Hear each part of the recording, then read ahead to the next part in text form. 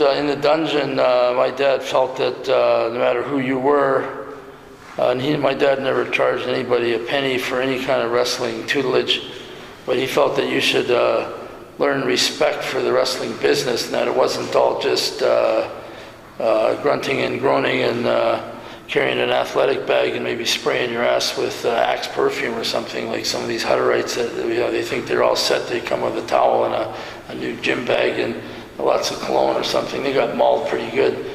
But my dad would, with his repertoire of submission holds, would impress upon him the fact that you could not only control them and dominate them and make them like a big python with a victim. He didn't hit them, he didn't punch them, he didn't make them bleed. Sometimes their eyeballs would rupture a little bit and they'd bleed superficially, or they'd break around the skin, and their head would burst a little bit, some blood vessels. But that was from pressure and struggling in a hold.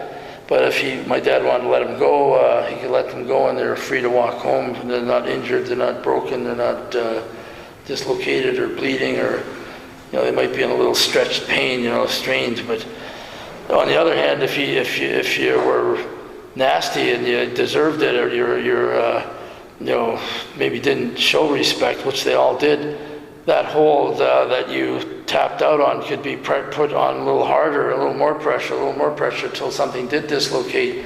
Or if you're in a kind of a chokehold, or you've got no breath, you could be subdued more and more until you're actually knocked out, or until you're dead. I mean, it's almost like a stranglehold. No matter, you can cut off the oxygen at the throat or at the head or different ways.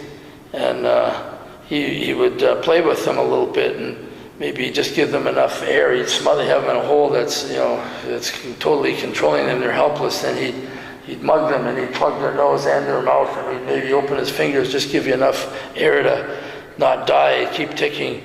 And then maybe he'd laugh in a sinister, put-on laugh, to really scare you. And these guys claimed they'd see their life passing before their eyes. And I remember struggling so hard in holds. I never saw my life flash before my eyes, but I remember seeing stars and little dots in the air for not just right then and there, but for like 4 hours later, still seeing them, from just really struggling so hard when I got a little bigger. And he didn't test me much as a kid, but when I got bigger and older, and I didn't even really want to wrestle, but Bruce and Keith were pushing hard to wrestle, and they weren't that big.